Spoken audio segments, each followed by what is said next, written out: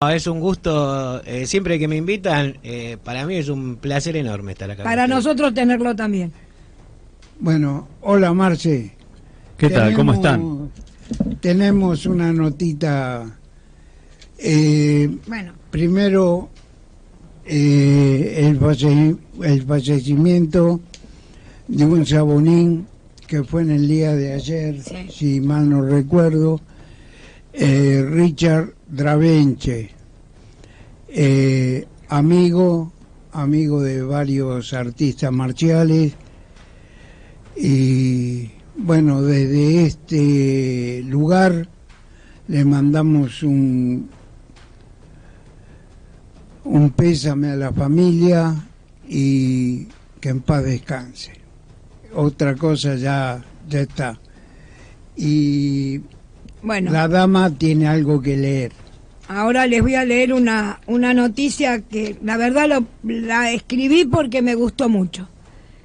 Una boxeadora argentina, la princesita Bermúdez, derrotó a Sarah Bailey tras 2 caídas consecutivas de la canadiense en nocaut en el primer round. La tiró 2 veces en el primer round. Se hizo acreedora a la triple corona, que era lo que ella buscaba desde hace mucho tiempo y con mucho esfuerzo. Así que desde acá la felicitamos mucho. Muy bien, entonces, para nuestra Evelyn Bermúdez, ¿no? Evelyn Bermúdez, exactamente. Muy bien, Evelyn Nazarena Bermúdez, Sí.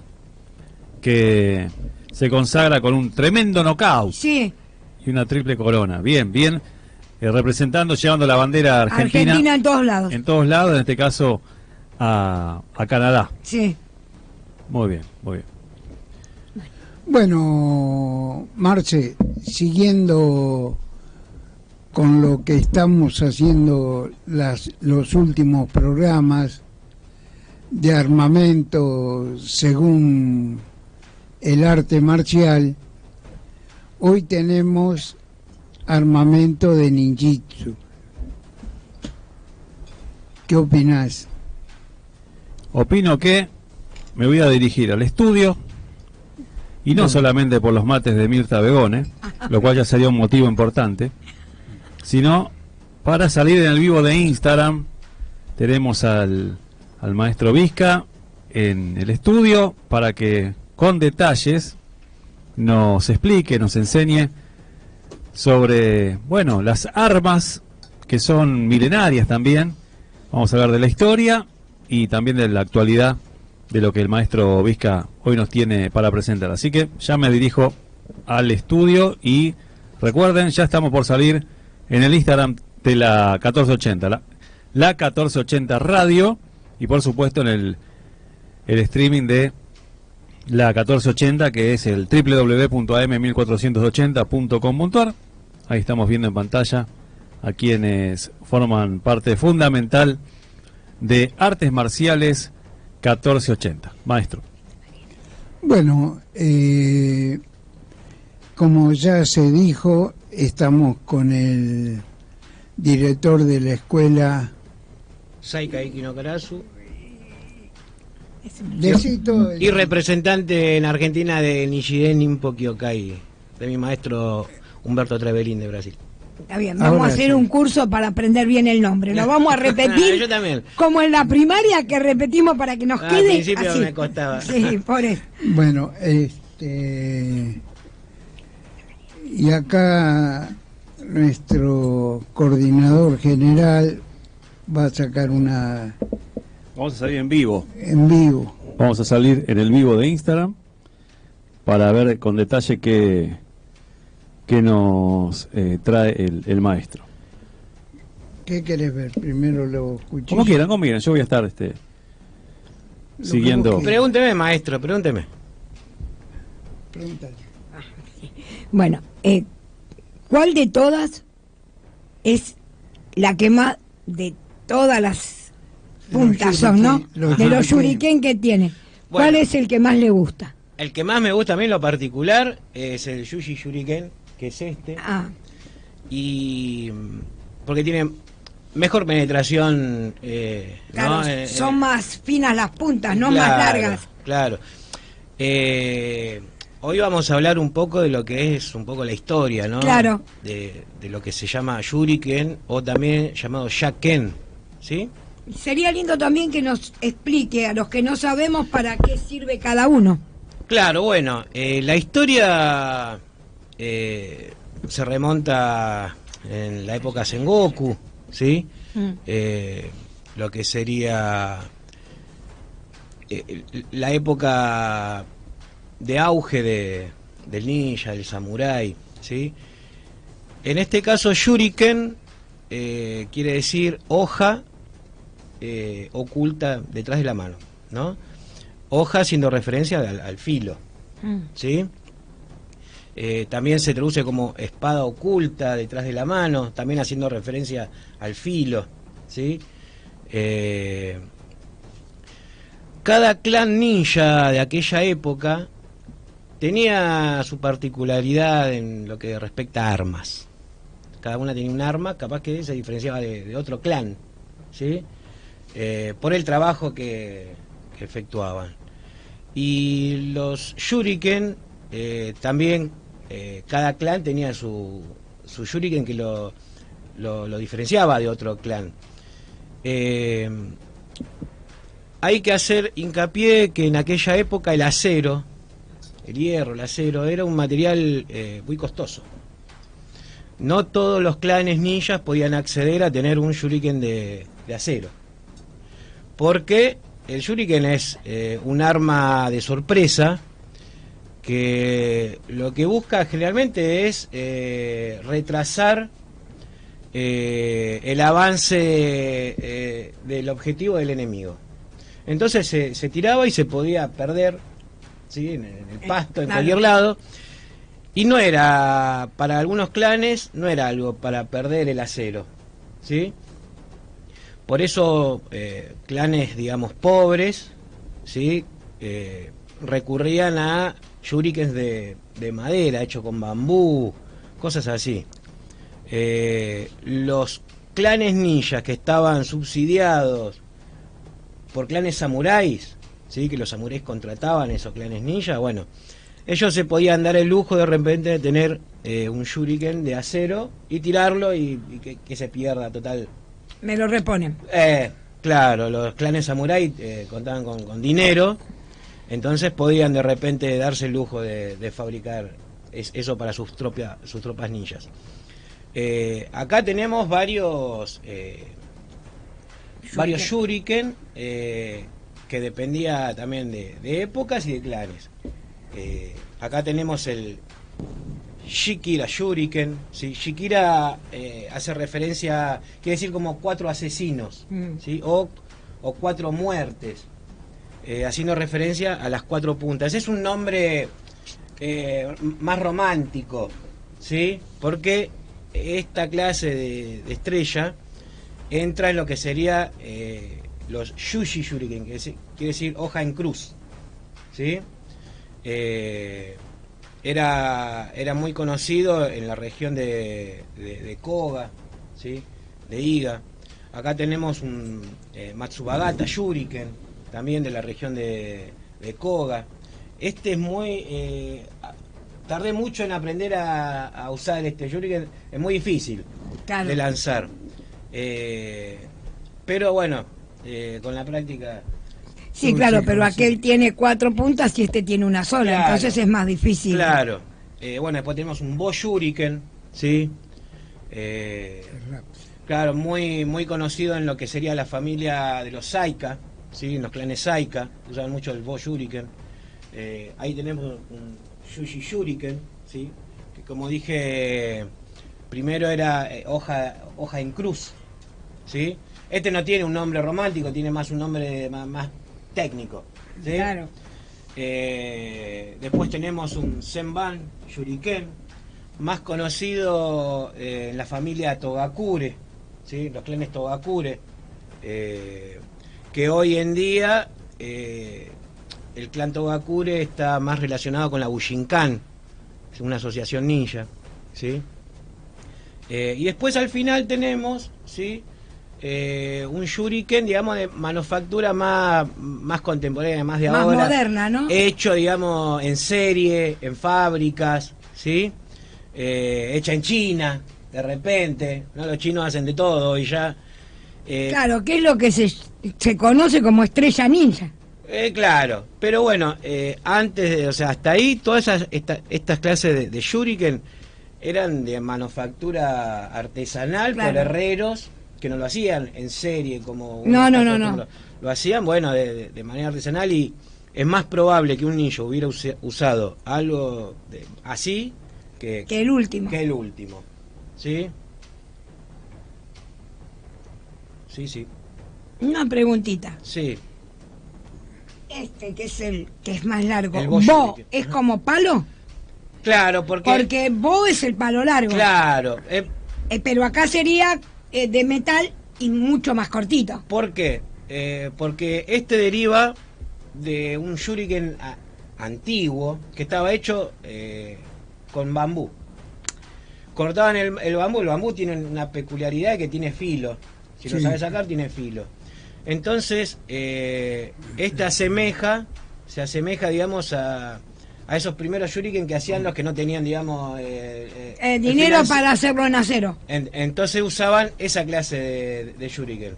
Y un shuriken de por sí no es no mata, sino no es algo que mate, pero muchos clanes daña y muchas veces se le ponía veneno, ¿sí? En las puntas. Ah. Un veneno que se secaba, se calentaba y se secaba, y después al contacto con la humedad de la sangre se reactivaba ese veneno, y ahí era donde no te mataba al instante, pero con Moría. un par de días. Pero se moría. Claro, sí. Claro, eran todas armas de guerra. Y eran armas de guerra, armas de distracción, ¿sí? Claro. El ninja a veces no contaba con, cuando se le acababan todos los recursos, Y algo tenía que hacer. tal vez le quedaba una de ellas y bueno, tenía que usarlo como último recurso, ¿sí? A veces no se arrojaba, sino que se usaba como manopla y con las puntas Claro. salían para clavar, si no tenía otra cosa, ¿no? Claro, pero si uno compara con, por ejemplo, lo que se puede llegar a usar ahora, esto es completamente artesanal. No, bueno, estas clases de shuriken, claro. Son hicieron- artesanales, o sea, son los primeros que Claro. con los que los ninjas lucharon. Era lo más parecido, digamos, a lo que se habrá usado hace 400, 500 años atrás. Claro. Sí, imposible saber, ¿no? Porque Claro. Pero En- hay registros, hay museos en Iga y en Koga, museos de Iga y Koga, donde todavía quedaron manuscritos donde revelaban maneras de fabricar un shuriken, cómo hacer un shuriken, dónde envenenar, con qué envenenarlo, cómo arrojarlo, ¿no? Ahí me iba a preguntar. Bueno, por lo que veo, trajiste dos. Está bien. Traje dos armas también, digamos, De filo. claro. De corte. Ajá. También son armas que no son de primera instancia, digamos, ni para un ninja ni para un samurái. Son armas de sorpresa, ¿sí? Porque en este caso, tanto, ¿sí? Tanto hace referencia a una hoja corta, Ah, ¿sí? O también hoja rota. ¿Por qué? Porque a veces cuando se rompía una katana, ah. lo hacían como un puñal, ¿sí? La última parte. Entonces esto, ¿sí? Esto es más estilo tradicional, ¿sí? Un tanto quiere decir, bueno, hoja corta, haciendo referencia a la hoja del arma, ¿sí? Esto es más tradicional. No, hoy hay otros materiales, ¿sí? La pregunta del millón. Sí. Para, sacarlo. ¿Por qué está cortado en chanfle? Buena pregunta. Bueno, en chanfle está cortado porque las espadas en aquella época venían así, ¿sí? Era la manera de hacer una espada. Generalmente esta, ¿sí? Era la parte, digamos, o sea, el kisaki, que es esto, el kisaki es la punta, Sí. pero esta parte, ¿sí? Era lo que estaba afilada de la espada. La mitad de la espada. Muchas veces se rompía una espada en el campo de batalla, y el ninja podía agarrar esa espada rota y de manera precaria hacerle Una soga. claro, lo que y sea. le hacía un mango, ¿sí? Y ahí salía un tanto. Es lo mismo que acá se habrá hecho en la época de los gauchos, cuando se rompían Los facones. claro, estaba el caronero, que era una espada, y a veces una espada se rompía y de ahí salía un facón, ¿sí? Esto era más o menos parecido a eso, ¿sí? Después, bueno, esto es a nivel más tradicional, pero después tenemos de repente, y no es para hacer chivo, de la marca Yarará, ¿sí? Una marca nacional que a mí me gusta mucho, un tanto con unas dimensiones más cortas, un agarre, un grip más Duro, ergonómico, ¿no? claro, es más goma, ¿sí? Claro. Pero es más que nada como un tanto táctico, ¿sí? Más pesado. Es mucho más pesado, es acero al cromo vanadio, es muy bueno, ¿sí? Recomiendo, si se quieren comprar un cuchillo, la marca Yarará es genial. ¿Sí? Este lo tengo hace como 20 años y está nuevo. Perdí un poco el color nomás, pero... Bueno, pero la forma se asemeja mucho a lo que era un tanto japonés. Por eso el nombre de este, que ya lo perdió, era tanto. Yarará, tanto. Ujú. Claro, tanto es una forma de cuchillo o de espada más corta. Claro, el samurái usaba dentro del arsenal, porque en ese momento era más que nada las espadas, ¿no? Tenía un tachi, que era una espada de dimensiones largas, que era como para la caballería, lo cortabas de arriba del caballo. Tenías la katana, que era un poco más Sí. corta. Y Tenías un wakizashi, que era más cortito. Era como un wakizashi, era como una espada más compañera, ¿viste? Para como la que tengo yo. Claro. Y después tenía un tanto, ¿sí? Un tanto era como el último recurso cuando se acabó todo. Todo, bueno, lo último. Claro, y servía para todo, de repente si había que comer, había que... Que cortar leña. Y si había que abrirse la panza, bueno, usaban esto, Claro. ¿sí? Si lo tenía. Pero bueno, entra en todo lo que sería, ¿no? el armamento de un samurái. Y el ninja, si se podía encontrar uno de estos, bueno, le sacaba todo el adorno, lo que se llama el kojirae. Kojirae es toda la ornamentación Sí. que tiene, y la oscurecía, quiere decir que le sacaba todo y la dejaba Más opaca. más opaca, como para que no resalte tanto. Para usarla de noche. Oscurecerla quiere decir eso, no en realidad pintarla de negro. No. Oscurecerla es sacarle todo el adorno para Claro. que sea mucho más Y que no se note. claro, tal cual. Claro, porque por ejemplo la que usted mostró primero tiene un brillo espectacular. Claro. En cambio el otro no. Claro, tal cual. Este sería más arma de pelea. Y la dos. pelea, en realidad el ninja no peleaba mucho, ni el Bueno, ninja no. ni el samurái. No se peleaba mucho con un tanto. Era más que nada Como último recurso. un último recurso y de sorpresa. Si estaba muy cerca el oponente, lo sacaba y podía usarlo, ¿sí? Pero un tanto enfrentándose con un bo, con un palo, no tenía chance. No. Entonces era más que nada un arma de sorpresa para usarla en un momento donde Cerca y... tal cual. Claro, pero que no. Muy bien, estamos en el vivo de Instagram, la 1480 Radio, con la dama Mirta Abegone, el maestro Toledo, el maestro Vizca, nuestro maestro ninja de artes marciales 1480, que siempre nos trae verdadero material para observar. Y recuerden, todos los viernes a partir de las 17 horas, A 19. artes marciales 1480, y cada tanto vamos a salir, por supuesto, bajo esta característica, también en Instagram. Así que gran abrazo y la seguimos en la radio. Muy bien, siga, maestro. Bueno, es un honor que estés acá, que sepas tanto de los ninjas, de los samuráis, pero yendo a los samuráis y a los ninjas. Sí, maestro. Decime más.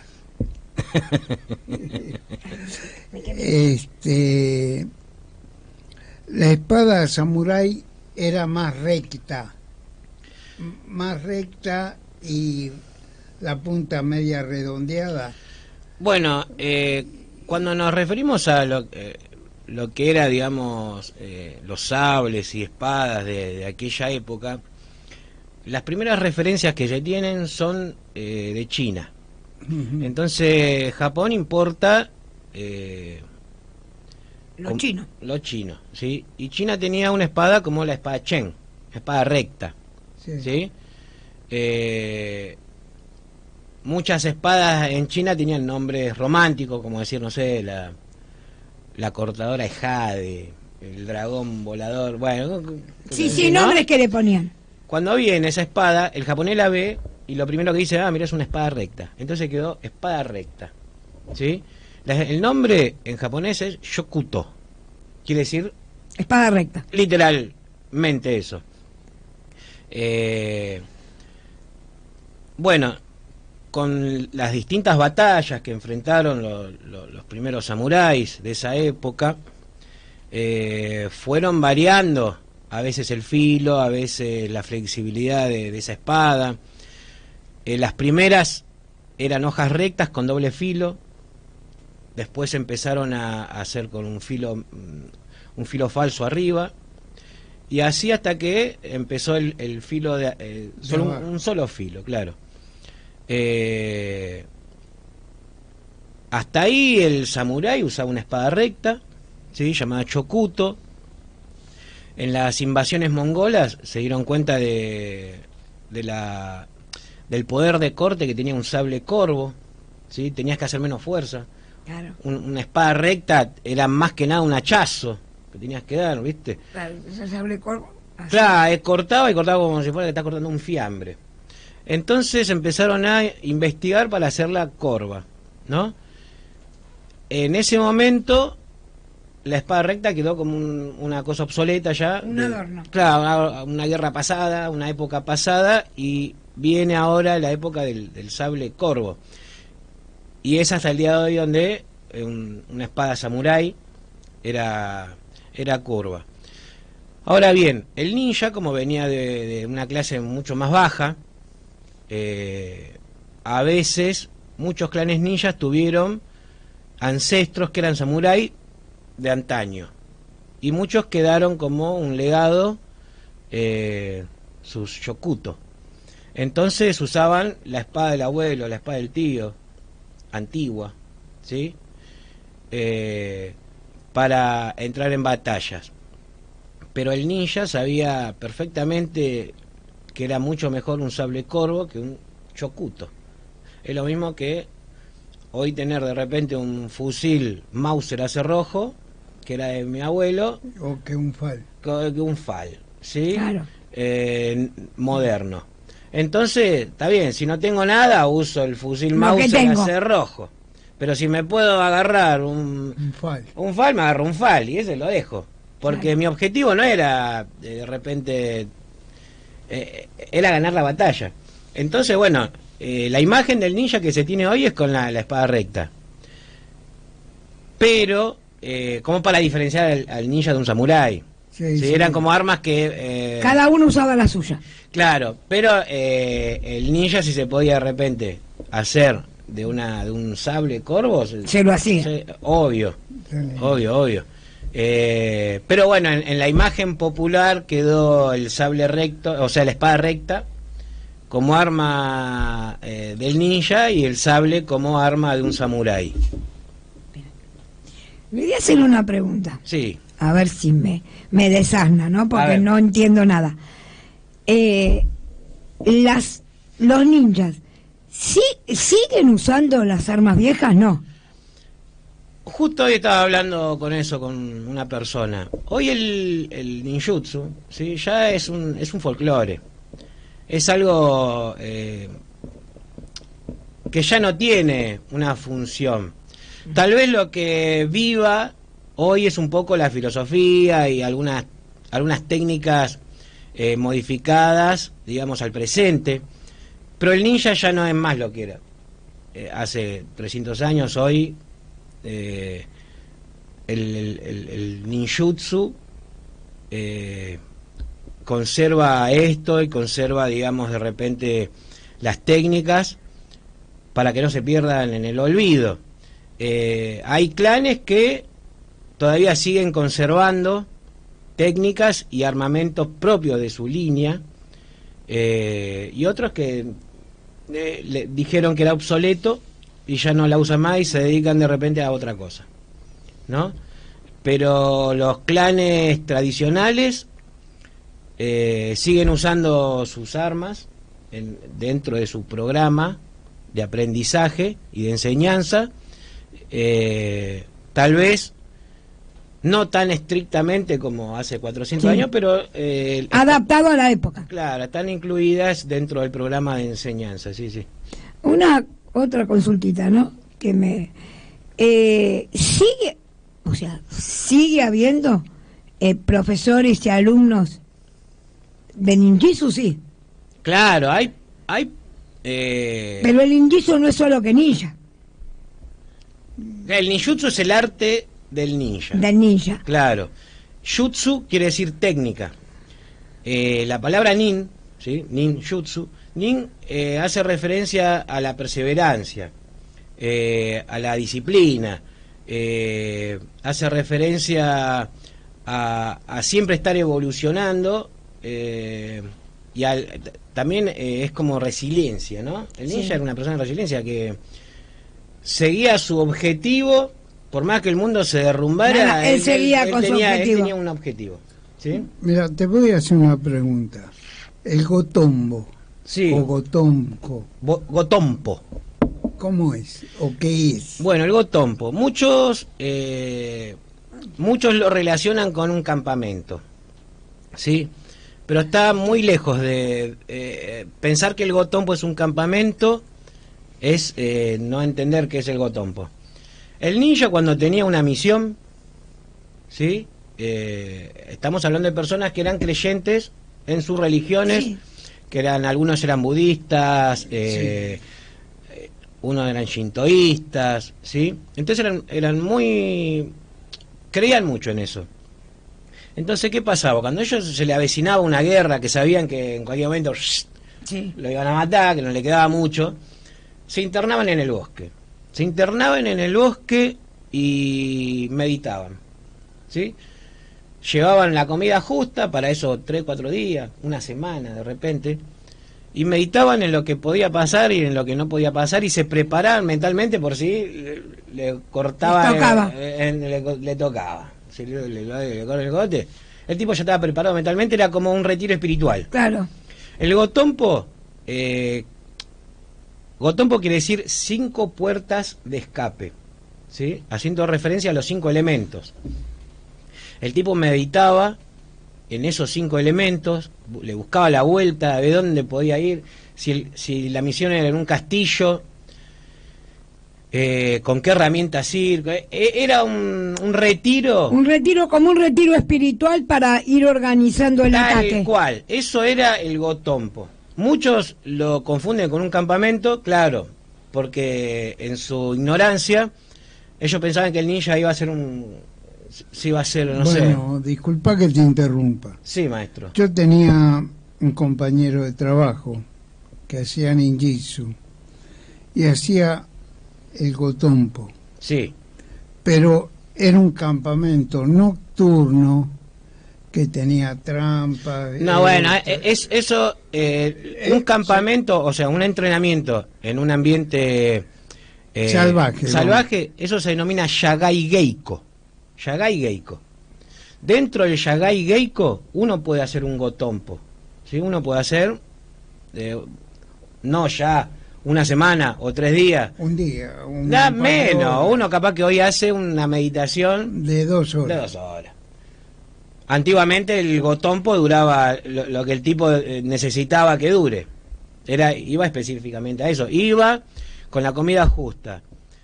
Se hacía de repente, se improvisaba un refugio para la intemperie, se hacía su fogatita y meditaba en la soledad, ¿sí? Hoy lo que usted me dice, maestro, es un Yagay Geiko. El Yagay Geiko es lo que vamos a hacer ahora. También mando el chivo. Ahora en noviembre, noviembre vamos a hacer un Yagay Geiko de la escuela. Todavía no sabemos bien la fecha porque estoy esperando, como se hace al aire libre, y es en un bosque. Bueno, estamos esperando que no llueva y, claro, y vamos viendo eso, pero está programado para noviembre. Ahí voy a enseñar lo que se enseña en un Yagay Geiko, que es de repente rastreo de huellas, ver qué plantas son buenas y cuáles no, improvisar armas con lo que te da el entorno, ¿sí? Hacer refugios, hacer una o dos especies de fogatas, y eso es lo que hacemos nosotros en los Yagay Geiko. Y tal vez tengamos un momento de meditación, de introspección, llamado gotompo, ¿sí? ¿Siempre está acostumbrado a hacerlo o va a ser la primera vez? No, siempre lo hacemos, siempre lo hacíamos. Con esta escuela, con estos chicos, va a ser la primera vez para muchos, ¿sí? Y va a ser una muy linda experiencia, porque es enriquecedor. Los campamentos son muy lindos, porque aparte la excusa es el Yagay Geiko. Pero la realidad es que se hace como para unir al grupo. Entonces, claro, al final, lo que hacemos nosotros es hacer un sorteo, de repente, y le sale al maestro sorteado. Entonces el maestro es el que está herido del grupo.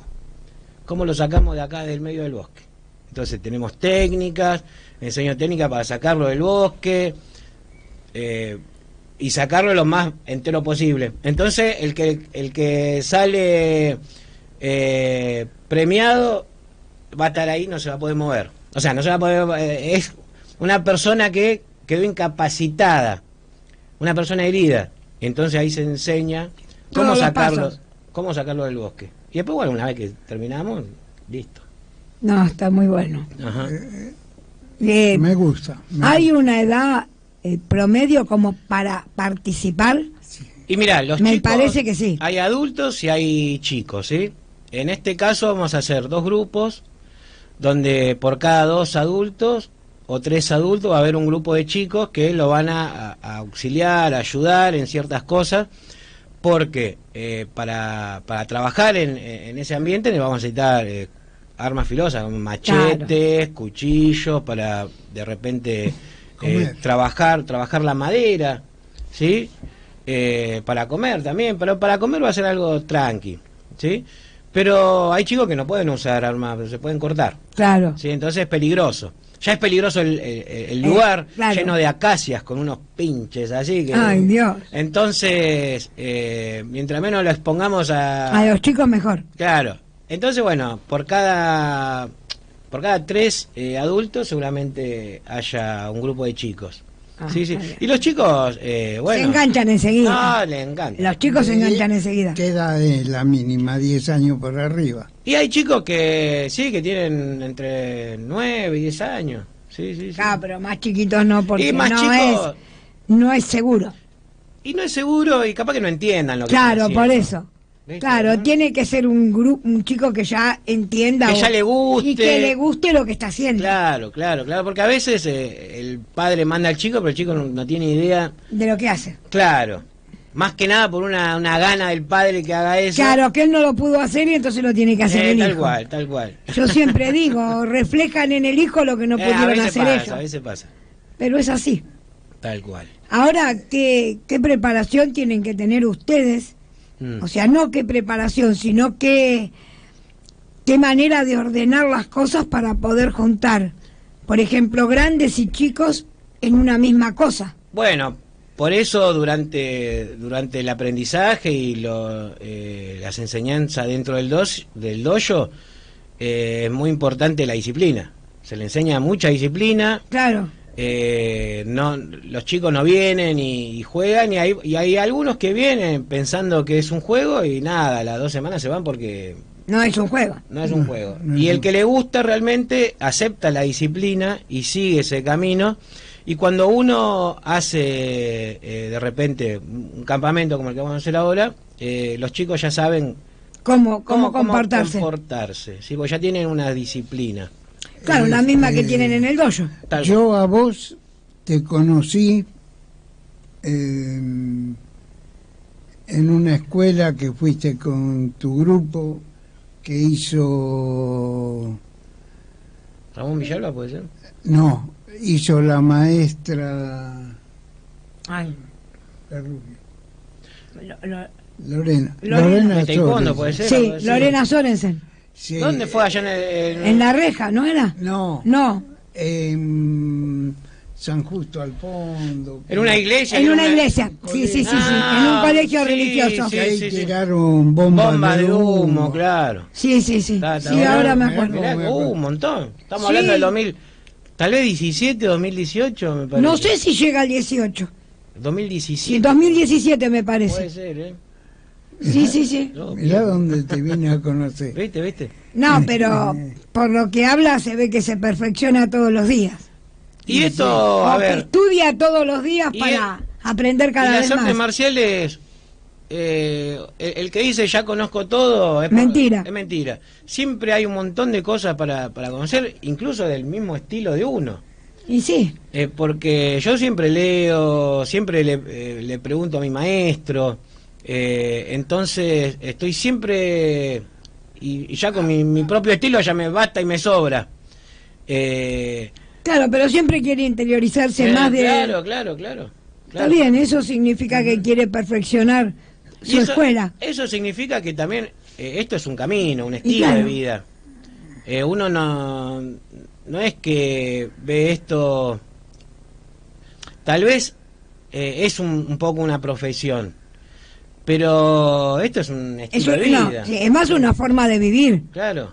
Es más una Claro, forma claro. de vivir. Y Claro. bueno, yo con la diálisis y todo eso, perdí mi estilo de vida.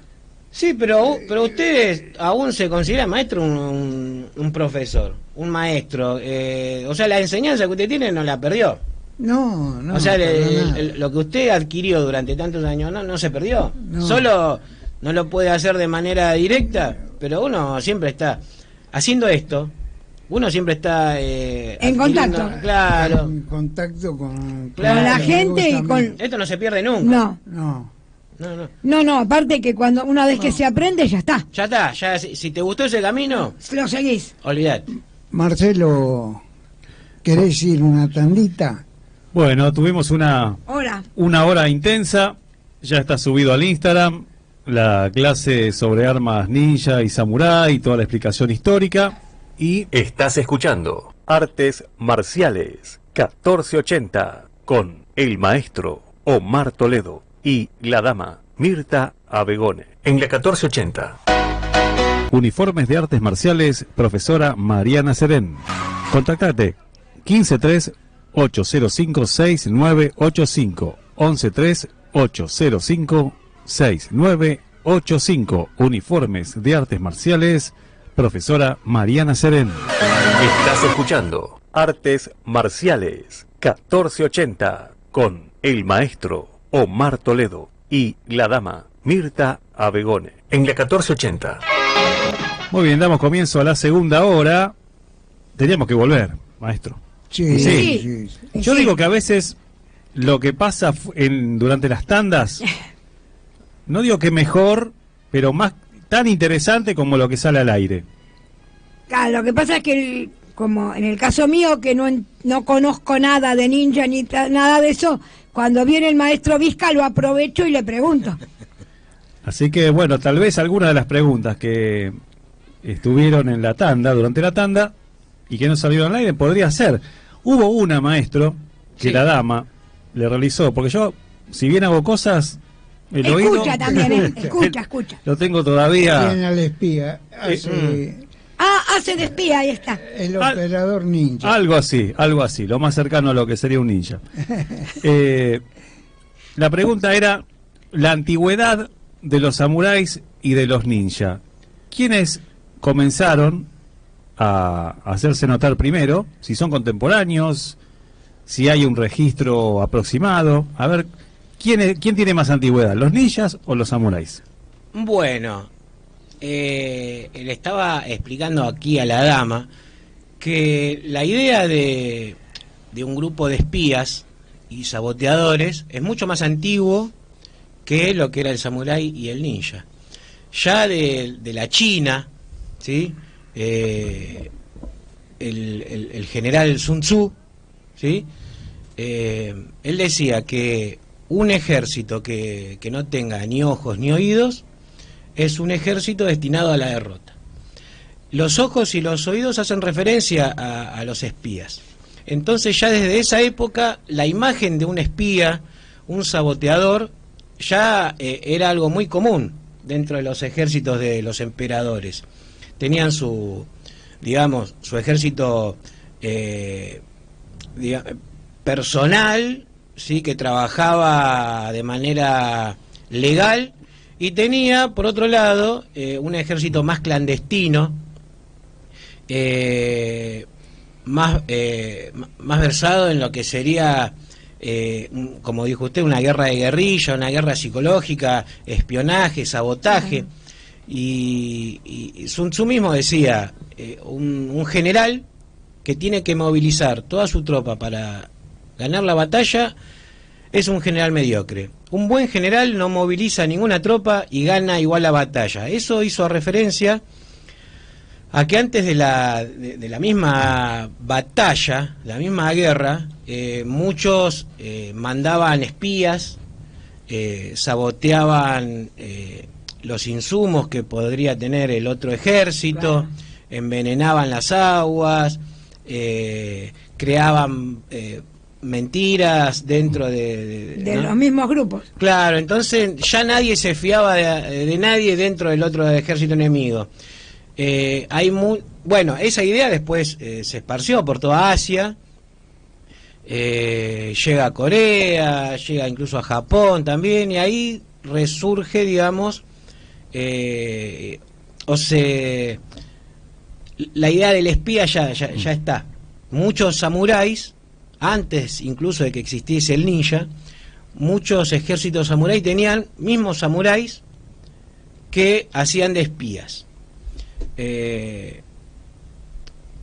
Y ahí después, bueno, con el tiempo la imagen del ninja empieza a tener más relevancia, más poder, ¿sí? Pero incluso el samurái ya tenía sus propios espías. Y así, digamos, está mal a veces ver la imagen del ninja y el samurái como antagonistas. Muchas veces el ninja y el samurái trabajaban juntos y había clanes samuráis que contrataban clanes ninjas, ¿sí? Y a veces muchos ninjas salían de los mismos clanes samuráis. Claro.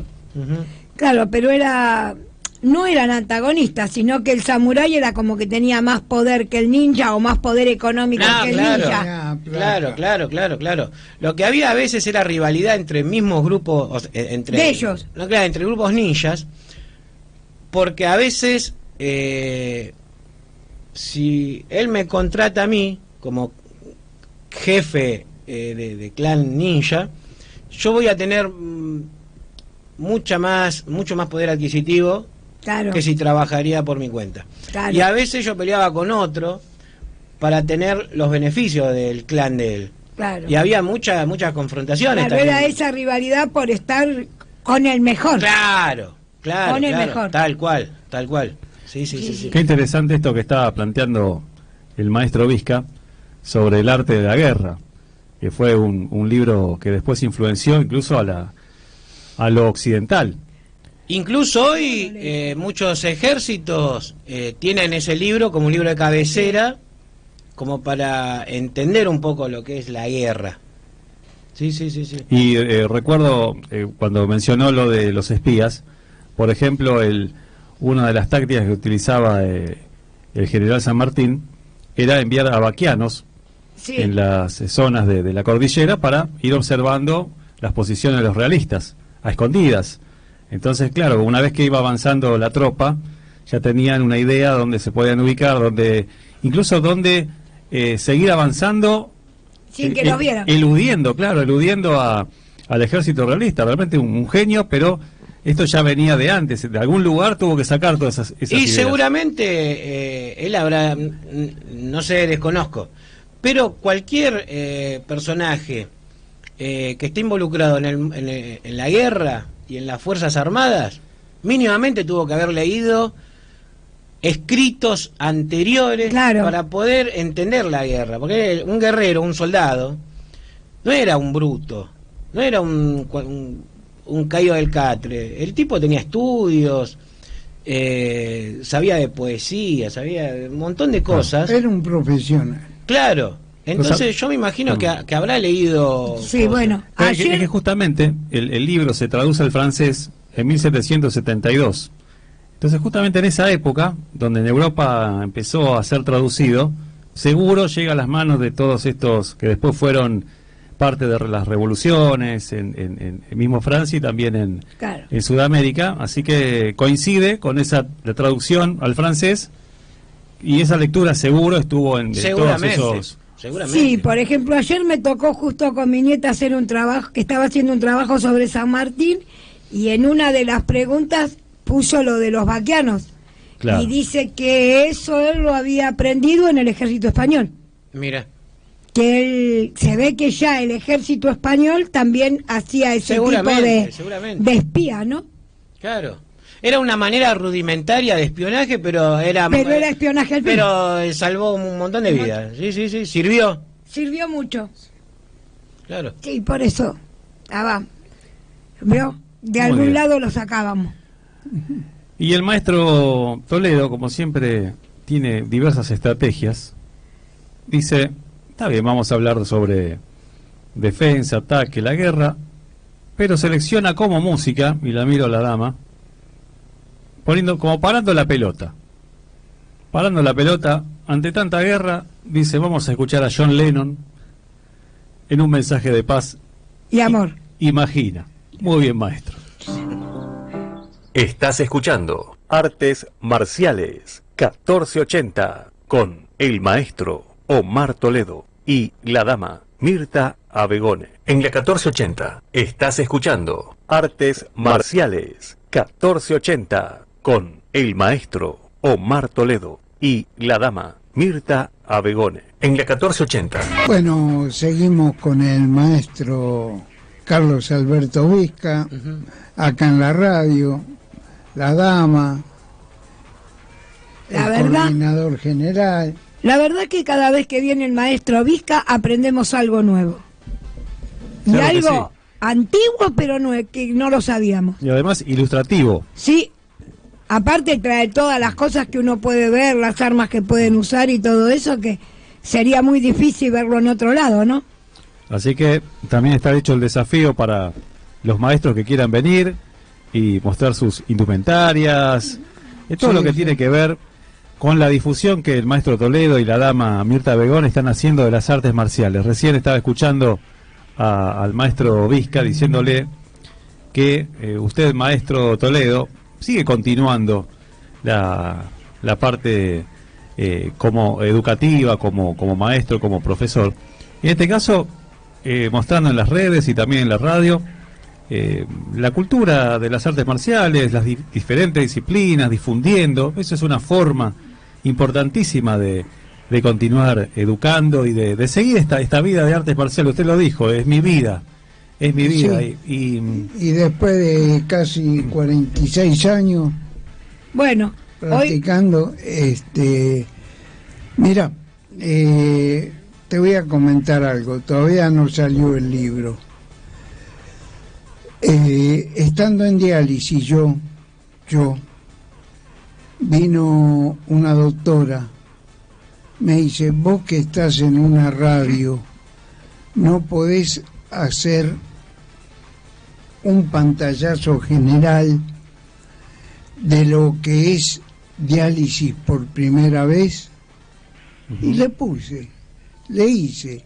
Y el otro día me mandó el recuadro del libro, porque lo están editando, y le dijo que pegó muchísimo mismo en los editores, porque él le dijo que era un empezar de nuevo, era algo que nunca le debemos la vida a una máquina, Claro. no al propio cuerpo.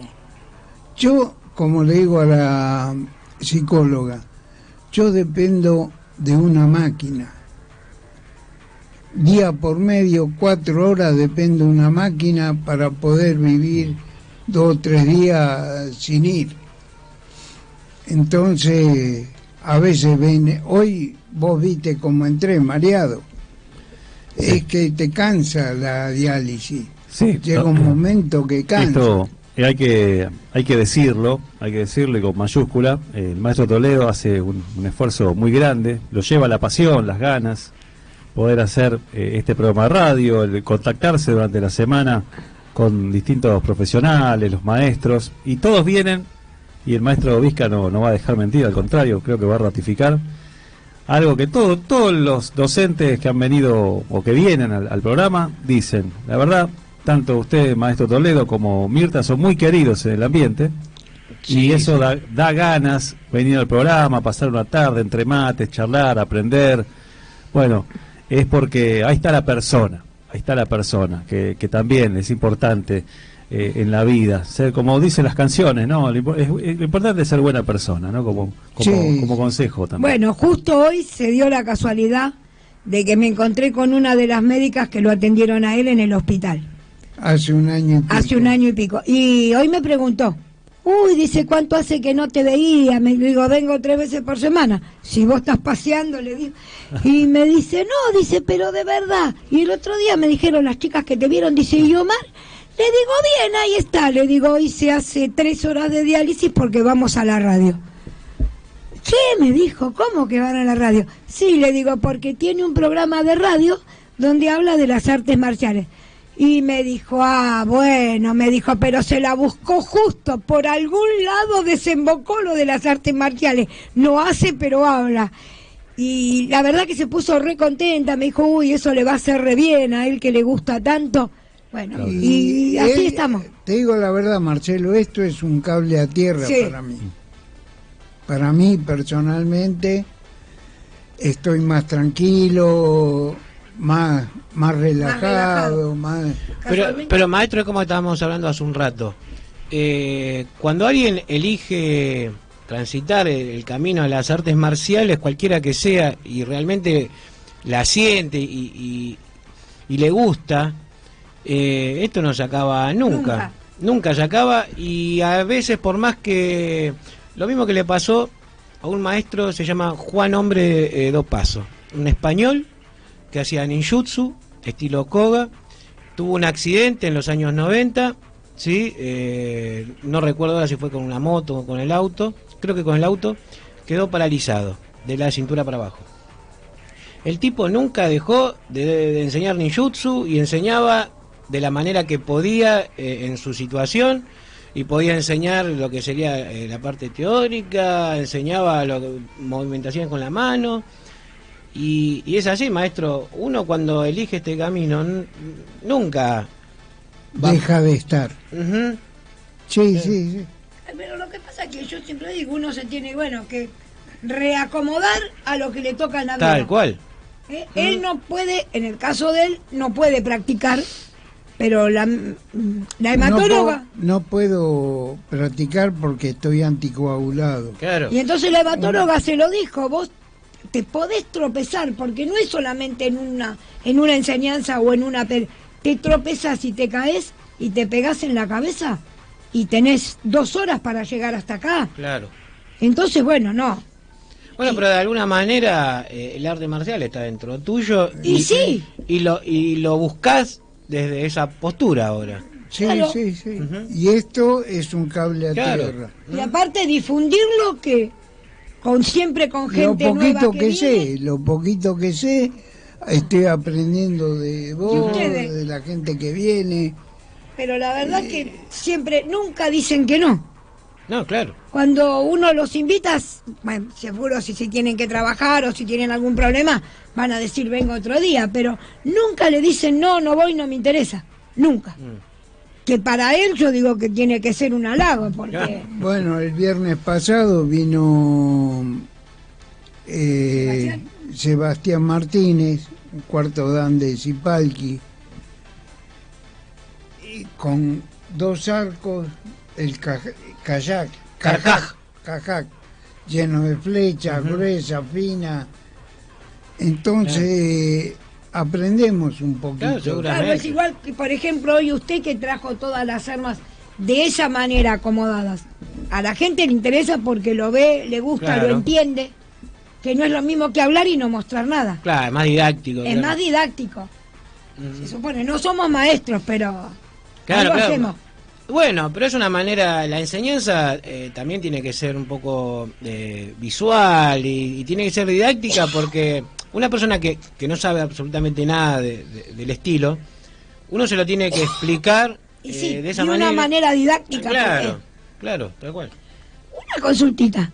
¿A partir de qué edad tiene usted alumnos?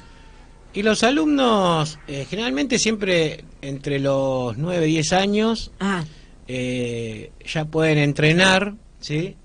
Menores no, menores de esa edad no, porque todavía no están, digamos, capacitados mentalmente para una disciplina claro, recta. estricta.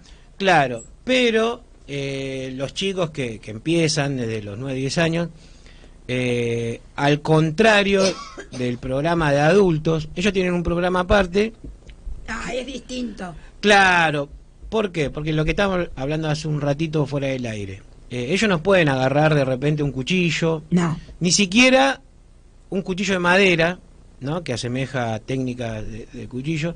Entonces ellos están, digamos, abocados a aprender lo que sería disciplina, ejercicios físicos, equilibrio, destrezas, acrobacias, elongación, ¿sí?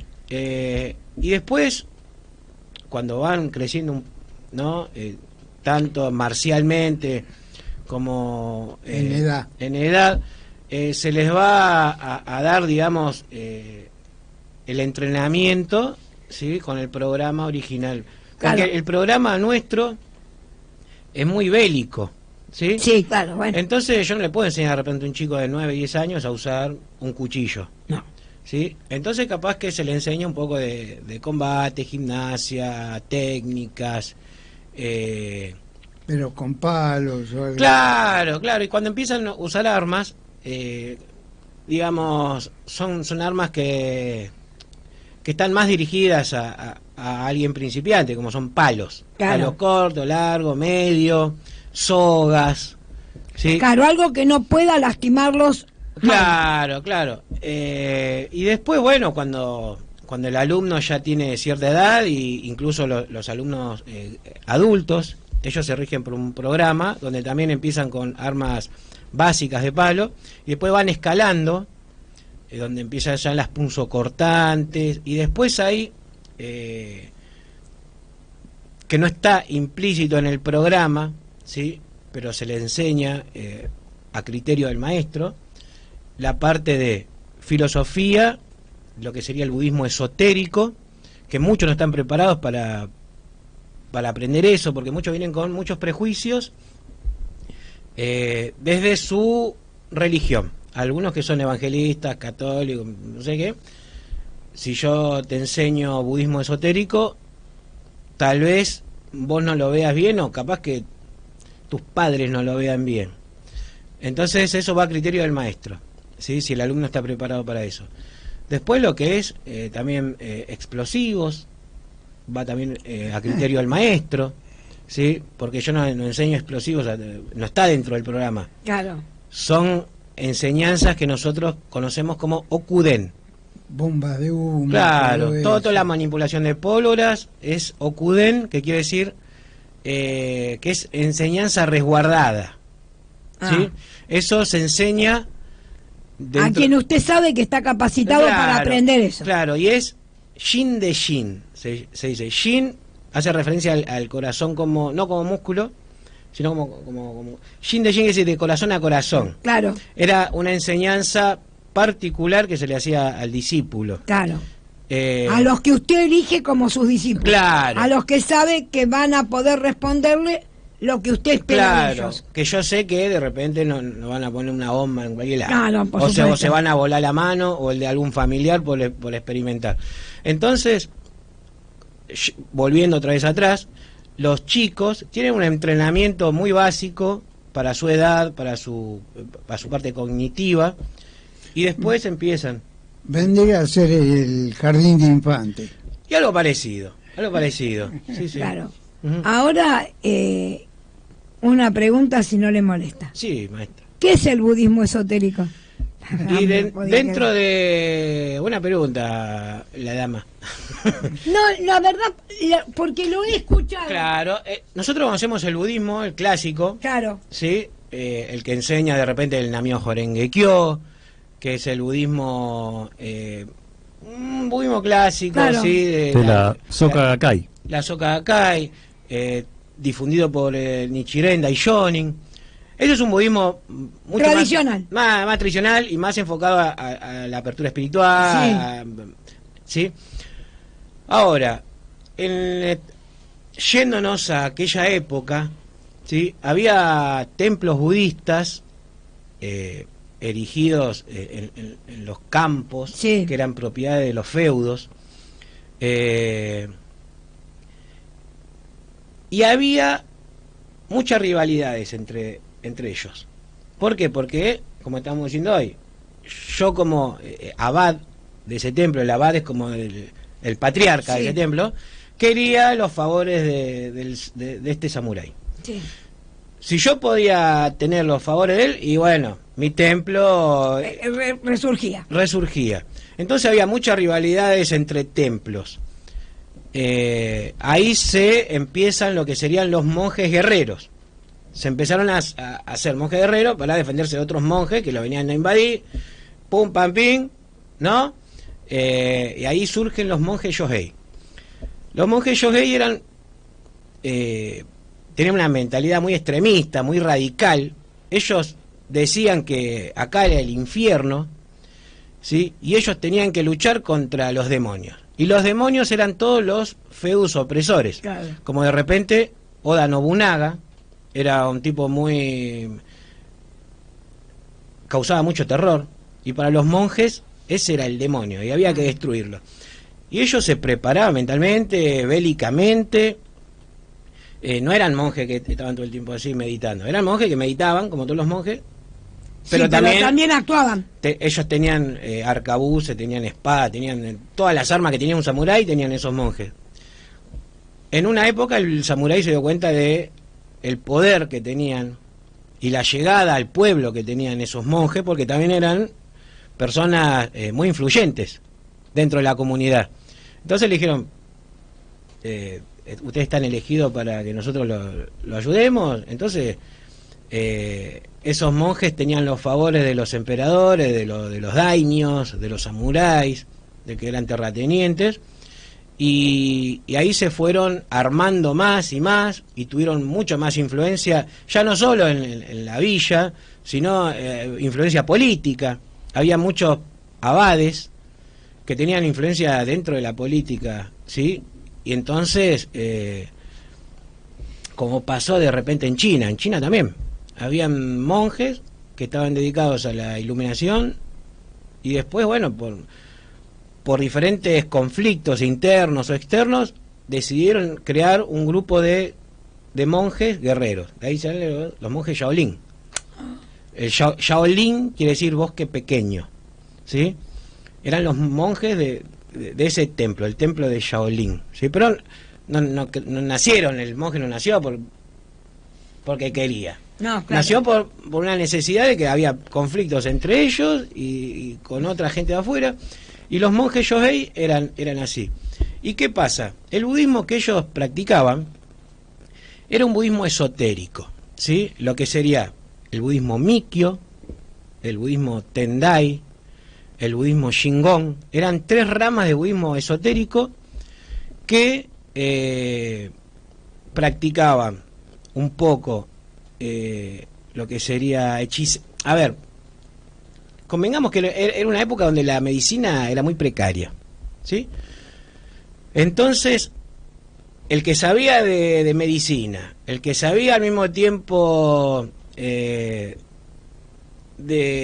hablar con entidades extrasensoriales, el que sabía alquimia, era considerado un hechicero. Claro. ¿Sí? Los tipos sabían de hechicería, era una hechicería de su idiosincrasia, ¿no? Eran muy shintoístas, adoraban mucho a la naturaleza, pero lo que sería el budismo más esotérico tenía de repente amuletos, talismanes, cosas consagradas, símbolos, ¿sí? Que hoy uno lo puede encontrar de repente, y sin hacer una comparación, pero más o menos algo parecido, el Umbanda, ¿sí? El Umbanda es una religión muy antigua, Sí. ¿no? Africana, que después viene para el lado de Brasil. Y esa, como son religiones muy antiguas, tratan de estar en armonía tanto con la parte buena como con la parte mala. El monje Yohei era un guerrero y su religión budista esotérica era más o menos algo igual. Trataban de estar bien con lo bueno y con lo malo, ¿sí? Entonces tenían muchos símbolos, muchas maneras de invocar fuerzas, no fuerzas de demonios, No. fuerzas elementales, ¿sí? Como es, donde ellos hacían rituales, ¿sí? Para poder de repente entrar en esa sintonía. Y el ninja al venir de esos monjes también, adquiere ese budismo esotérico. Y al ninja muchas veces se lo consideró como un hechicero también, porque a veces, imagínate, vos como samurái, te viene un tipo todo vestido de negro y de repente vos estás con un montón de armas y el tipo no tiene nada y te empieza a hacer unas gesticulaciones en el aire y te hace así, y te hace así, te hace así, y vos ya vas a pensar que te está hechizando. Claro. Sí, porque vos pensás eso, que el tipo es un hechicero, y ya empezás a dudar si lo ataco o no lo ataco, y ahí ya te ganó la mitad de la pelea. Sí. ¿Sí? Entonces, el budismo esotérico, volviendo otra vez a la pregunta principal, eran budismos que trabajaban esa parte, como de repente el exorcismo, ¿sí? Expulsaban demonios, hacían trabajos para la abundancia, y era muy alquimia también, todo eso. Claro, era algo de esa época. Claro. Hoy existen los budistas de la religión Shingon, y uno lo ve de repente ataviado con su uniforme naranja, blanco, con unas cosas de monjes, y a veces tienen una migaza es el sombrero ese, ¿sí? Sí. Con una tela blanca que les cubre la cara, y la tela dibujada un pentagrama. El pentagrama, yo incluso pensé hasta no hace mucho que era de la cultura europea, pero ya el pentagrama ya viene de aquella época, de los japoneses, de los chinos, hace referencia a los 5 elementos, y entonces claro, uno ve ese monje con un pentagrama, un báculo, haciendo movimientos en el aire con la mano, haciendo símbolos que ellos conocen, porque es algo muy hermético. Claro. Y uno ya lo relaciona con cualquier cosa, con algo satánico. Claro. Y nada que ver. Ellos mismos luchaban contra el mal De esa forma. Y ellos consideraban que acá la tierra era un lugar donde el mal prosperaba, entonces ellos lo tenían que destruir. Y para destruir al mal, vos tenías que trabajar con sus mismas armas, ¿sí? Claro. Entonces, a veces hacer símbolos, hacer mudras, ¿sí? Mudras son, postura de mano, hacer mantras, que son verbalizaciones, Sí. Que hacía que el monje entrara en una sintonía para poder destruir Al mal. El demonio. Claro. Claro, pero sobre lo que usted dijo del pentagrama, Ujú. ¿el pentagrama no fue creado por los griegos? Claro, pues estamos en Europa y Claro. el pentagrama ya viene de Asia mucho. Entonces lo trajeron para Europa. Y- Claro, pero tiene había razón. hay muchas cosas que uno no conoce. No sabe de dónde vienen. Claro, porque aparecieron y uno las tiene acá en un punto totalmente alejado de otro, Sí. a Y en millones de kilómetros. Claro, y en lugares que Claro. nunca estuvieron... No relacionados. Entonces, vos decís, ¿cómo puede ser? Hablamos una vez del arco. ¿Quién inventó el primer arco? Ah, Sí, Ay, yo lo tenía, se me perdió, pero ya lo voy a estaban ver. los aztecas, estaban los babilónicos. ¿De dónde viene El arco. Claro, Todas las razas tuvieron arco, claro. pero nadie sabe quién lo inventó. Claro, ¿Quién fue el primero? claro, los asirios, los Claro. babilónicos, ¿quién? Y bueno, y esto pasa lo mismo. El pentagrama de repente, claro, yo lo relacionaba con, de repente, hechicería Con europea. la brujería. O hechicería europea. Pero también lo tienen los chinos, los japoneses Claro. en su religión.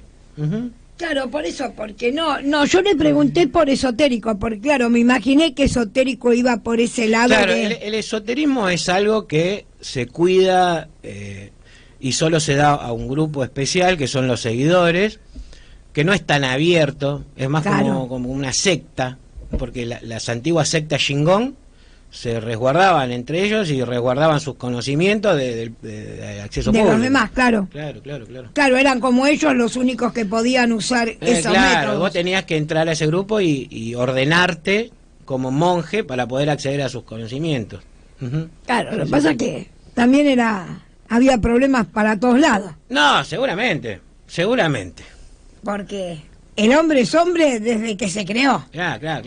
y siempre trata de tener más para él. Y bueno, Mismo en conocimiento, no solamente en lo monetario ni nada, Claro. sino en conocimiento. Sí, tal Cuanto cual. más conocimiento pueda Juntar. juntar, Claro, agarrar. más más poder tiene. tiene. Claro. Claro, por eso ellos se resguardaban y su budismo, si bien había muchas sectas que tenían un budismo esotérico, pero capaz que con algún contraste que la diferenciaba del otro, bueno, el otro también quería saber qué era lo que hacía? tenía, claro. ¿Querés hacer una pregunta, Marci? Bueno, me parece que hemos transitado por muchas Muchos puntos sí, hoy, ¿eh? y sabemos que el maestro Vizca Sabe. ya es parte de artes marciales Sí, por supuesto. Yo iba a hablar 1480. de Shuriken nomás hoy. ¿Qué pasa? Mira dónde terminamos. Hablamos de brujería. Vamos a tratar de guardarnos algunas preguntas para las próximas. Claro, pero de Shuriken Visita. salimos con la brujería. Claro, bueno, porque la La charla se culpa es pone mía por preguntar. la charla se pone interesante y vamos Aparte que sabe. avanzando en el conocimiento, claro. Aparte que sabe y explica las cosas de una manera que los puede entender cualquiera. Hasta una persona que jamás estuvo cerca de un ninja ni nada por el estilo. Vamos a un poco más de música antes del final Sí, y vaya cómo. preparando, maestro Toledo, ya está preparado. ¿eh? Ya está preparado. Siempre se anticipa, rápido. Siempre primero. La Ya está preparada La filosofía del la final. filosofía y el personal que viene el viernes que viene. Muy bien. Seguí escuchando Artes Marciales 1480. Muy bien, la parte final de Artes Marciales 1480 pusimos a prueba las habilidades del ninja, dándole la clave de Wi-Fi de la 1480, que es un desafío tremendo, tremendo. Han temblado hasta los más bravos. Bueno, ahí está nuestro maestro ninja. Han temblado abogados, jugadores de fútbol, no sé, atletas, locutores, productores, automovilistas, en este caso un maestro ninja. También, bueno, Es terrible, ¿no? todo un desafío, ¿eh? Es un desafío. Después lo busco, maestro. Bueno, momento final. realmente pasamos otra gran tarde y en breve estaremos subiendo el programa a nuestro YouTube, la 1480, la 1480, la 1480 en números, o si directamente lo pueden buscar, la 1480 en letras en YouTube. Es fácil, es imposible perderse. Y ahí están todos los programas, la programación completa, una edición para que, si te perdiste el programa, podés verlo una vez más. Momento final, agradecemos al maestro la visita. Vizca. Sí, muchísimas gracias, Carlos, por Carlito, venir. Muchas gracias por estar. Nada, siempre es un gustazo venir y estar con Y ustedes. ya sabe que cuando quiere las puertas están abiertas, no tiene ni que decir voy, nada. Viene y ya sabemos que está. Gracias. Momento final. La filosofía con el maestro Toledo. Lo va a leer la dama, hoy le toca a ella. Todo se aprende. Todo se aprende en la escuela de la vida, con caídas y levantadas, con altas y bajas. Ningún camino es de flores, pero con persistencia y constancia podemos llegar al propósito deseado. Nadie nace sabiendo, pero en el caminar vas descubriendo tus habilidades y tus dones para enfrentar a cualquier obstáculo que se te presente y sacar experiencias que nos hacen crecer. Con cada equivocación aprendemos y crecemos. Nuestra existencia se vuelve más rica y valiosa. Así que sigamos adelante, sin miedo a caer, porque en cada caída hay una lección que se aprende.